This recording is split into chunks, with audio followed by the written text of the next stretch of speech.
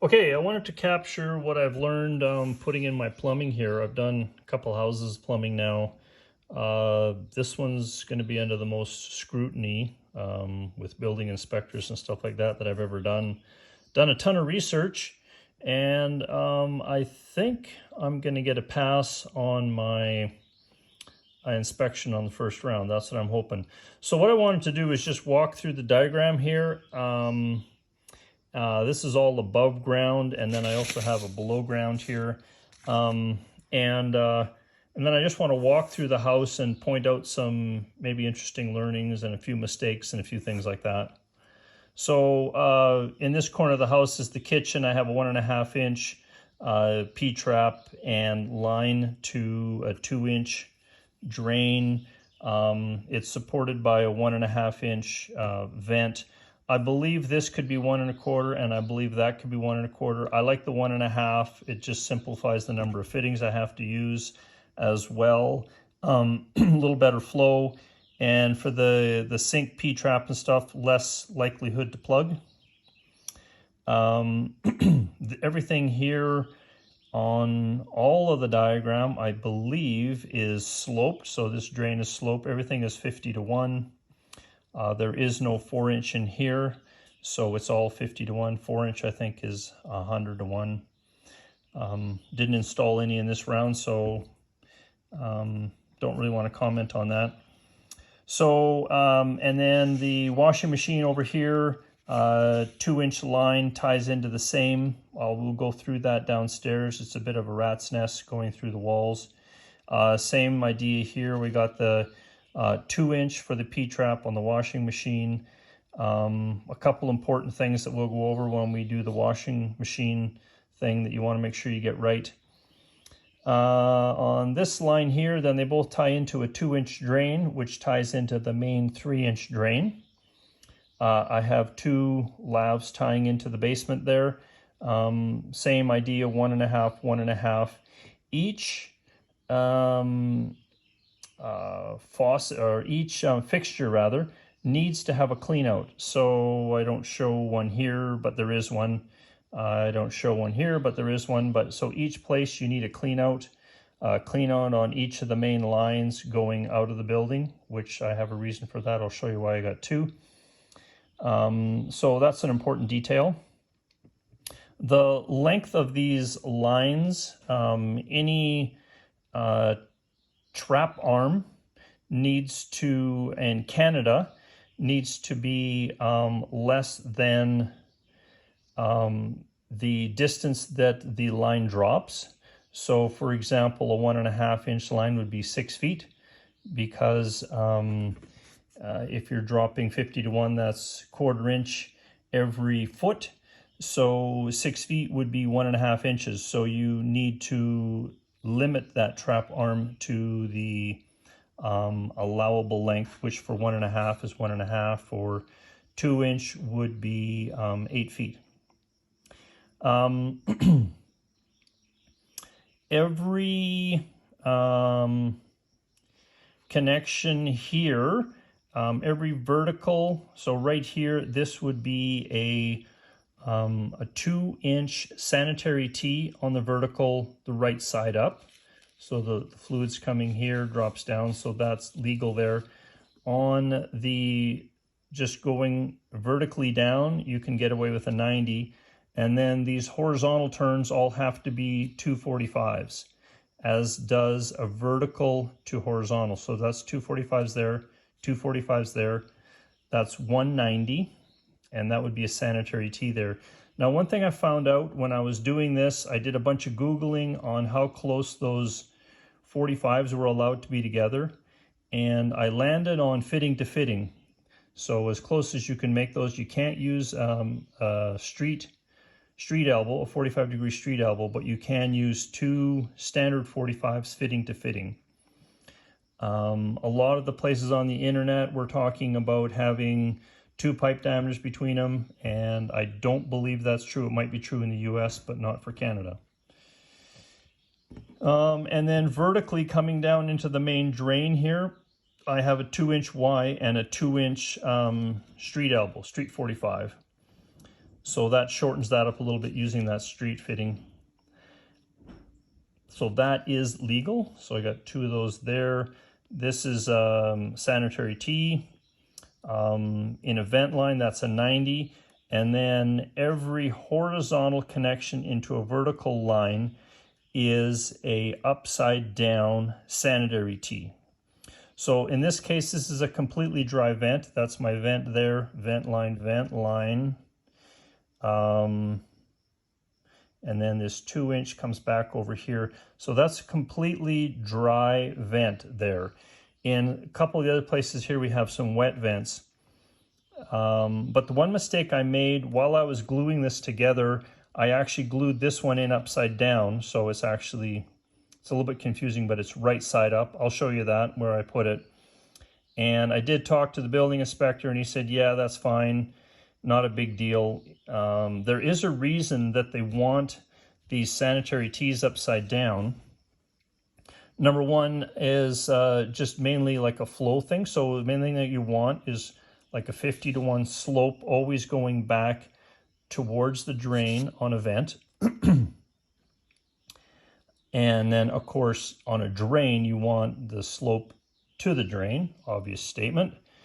But for these T's, these sanitary T's, they actually have a slight angle to them where they facilitate the slope into the drainage system. And so by putting these upside down, you facilitate the drain coming back this way, and it fits in there nice and straight. Now on these bigger ones, they're actually a little bit harder to manipulate, and you don't want to get these ones the wrong way around. These smaller ones actually go together pretty easy anyways, and this is just a 2 by 2 by 1.5 here. It's a 1.5 vent there. So you can get away with it. They don't like it. They're all supposed to be installed upside down for a vent line. Now, what I did here with the toilet, I have just a 3-inch toilet, and this is actually wet vented. I had originally proposed to wet vent through the shower connection and back to my main stack, my main 3-inch stack. What I eventually went and did is put a 3-by-3, no, a 3-inch by 2-by-2 Y, and these guys tie together and allows you to wet vent through this venting off the lav here. It's actually easier to do. I would have had to go back through the wall and everything, and that's just ugly and behind the shower. So the building inspector allowed me to get rid of this and then just vent using like a double Y here and tying the bathroom drainage into the same spot that the shower drainage comes from. So the showers, in all cases, I've gone with 2-inch. I believe you can get away with a 1.5. 2-inch is just a lot better from a clogging and hair perspective. It just doesn't plug up near as bad. And for the difference in price, I don't know that it's a huge deal anyways. So I've just always gone with the 2-inch for there. Being that this is a wet vent, in Canada, the maximum is, I believe it's 3.3 meters or something. So 10 feet, whatever in that realm. You might want to look it up if you're going longer than 3 meters. And you're allowed 225 degrees of turn before you hit the wet vent. So in this case, I got a 90, and then 245s is another 90. So I could have had one more 45 in here before I'm out of code. So you're allowed 225 degrees of turning on that toilet line. And like I said, every connection requires a clean out. The one exception is the toilet, because you actually can clean out, just pop your toilet off and you can clean out this line using the toilet flange there. The vent stack, every system requires a minimum 3-inch vent stack, and you have to penetrate the roof with either a 3 or a 4. That's for frost protection. So I do have a 3 all the way through.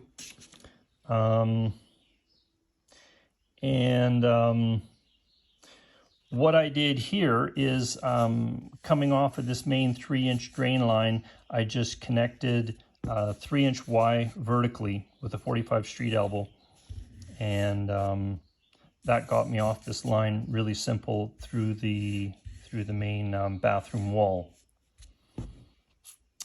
So I'll just quickly go through the below grade that I already have under the slab. This is not really part of the inspection, but it lets you tie everything back together. So it's in the same orientation as the other picture. So the main vent coming from up top, the 3-inch, this actually becomes a wet vented toilet with that same 10-foot minimum, or maximum rather. And the 2-inch shower with the 2-inch P-trap. And you're allowed to put in a 3-inch floor drain quite simply into your drainage system. That doesn't really impact anything because it's an emergency case. And in my case, I had a 4-inch clean out, and then I have a 4-inch line to the septic tank. So now what I'm going to do is just kind of walk through the house and talk about all the little goodies that that I kind of tripped over while I was doing this. So one of the things I really liked, I have a Milwaukee laser here. Doesn't have to be this one, but it was super handy for getting the slopes correct. This is a brand new building, but you know, the floors are never perfectly flat or whatever, and you're looking for some small numbers. So between a 16-inch stud, that ends up being a 5/16 of a drop. So what I did is I marked, just put the laser level on here, and then marked by pencil where it was level. And then I just took a tape measure and marked it up in each case, and then drilled the lines through. One of the things I found really handy with the hole saw, obviously a right angle saw would be a lot better. Those standard drill that everybody owns, they're really tough on a guy's hand, anything over 1.5 inches, 2 inches hard, and once you get into 3 and 4, the amount of torque that those hangs put on your wrists just about breaks them. But if you're cautious, you can do it. What I did to start the big ones, I just run them backwards until I have about a 1/4 inch hole, and then that actually makes it a lot easier you kind of got your hole started at that point, and it's a lot more restrained. So the hole saw doesn't maybe kick as bad. You can get it started and then ease it into the hole. The other thing is, this is an 1.5 inch line. So in order to get this in, this piece is, I think, over 4 feet or 4 feet-ish, whatever. And so what I did here is I just put the hole saw in from this side. After I drill the hole straight, then I just kind of tuck it in here, and without it really being guided by the center bit, if you just loosely put it in there and then just kind of feed it in, you can take out a pretty good angle, and then come across from this side as well, and then do it, and you can open up this hole pretty good, but it's still quite well restrained in the thing, in the 2x6, because this edge and this edge are still tight. So it was an easy way to put it in, and this 1.5 inch bends quite nice. So you feel like you're going to break it when it's going in, but it does eventually go in. So that was that worked out good. Now, so in this case, I have the sink tying in. That's an 1.5 inch there, and a 2-inch clean out here. So I talked to the building inspector. It doesn't matter which way you got it. You can have it up or down.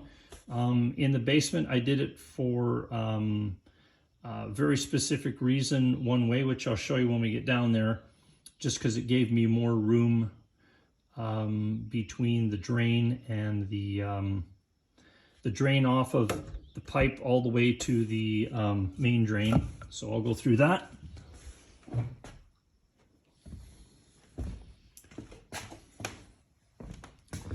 So on the washing machine here, so you need to have a minimum of 2 pipe diameters from I don't know if you call it at the flange or whatever, where it joins the socket weld fitting there to here. That needs to be a minimum of 2 pipe diameters, which in this case would be 4 inches. This is 6 inches. Otherwise, I think they call it an S-trap, and this can pull straight through. So that would be a code violation if you didn't have that as well. I think this standpipe needs to be 20 or 24. I think this is 26 inches. And somewhere I read something about this. There's a box that goes in here, but I'm going to do a pressure test first. I have to do a hydrostatic test on this. And so I'll put the box in later. But somebody said something about this thing not being over 40 so that you can't see it when the washing machine's in place. The building inspector is pretty soft on that. He said just as long as it's reasonable. The other thing is your water connections that come up in here are supposed to be readily accessible, and there's a lot of debate on that. I suppose I could have put the whole system kind of over here. This is going to be a laundry closet, if you want to call it that, stack system. So I suppose if I could have had everything over here, they'd be more accessible, but it kind of makes it ugly, and that's just handier in the back. Okay, going downstairs here.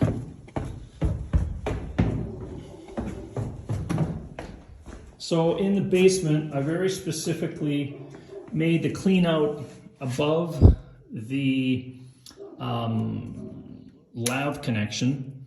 And that's because I wanted the maximum height here. So this needs to be 18 inches in general.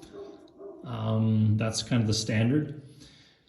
And I wanted the maximum height here so that